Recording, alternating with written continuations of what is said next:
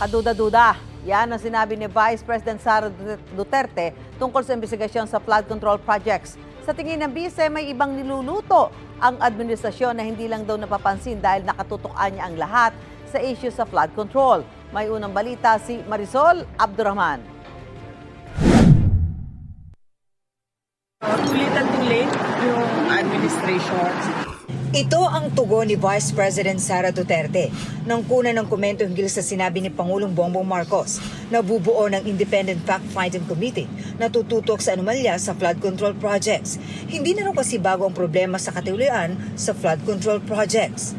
Hindi lang sa administrasyon na ito, sa mga lahat ng mga dumaan na administrasyon, hindi lang sa administrasyon ni Pangulong Duterte. Alam na natin yan lahat. Naging mayor ako 2010. Meron ng issue ng flood control corruption. Sabi ng bise, mas matindi raw ito ngayon at hindi lang sa flood control may korupsyon. Tulad ng sinapit umano ng school building program ng Department of Education.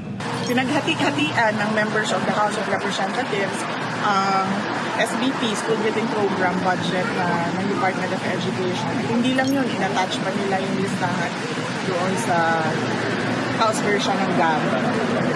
Pero, and alam yun ni President Marcos, BBM, alam niya yun, kasi tinake up din yun during a meeting in Malacanang. Pero he looked the other way. Kaya kaduda-dudaan niya ang ginagawang investigasyon ngayon sa flood control projects. Ibig sabihin, meron na naman siguro silang niluluto behind the scenes na syempre hindi natin nakikita dahil lahat tayo nakatutok doon sa flood control corruption. Kung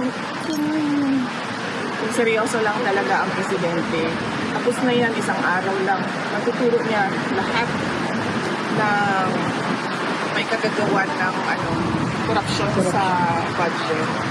Sinusubukan pa namin kunan ng pahayag ang Malacanang hinggil dito.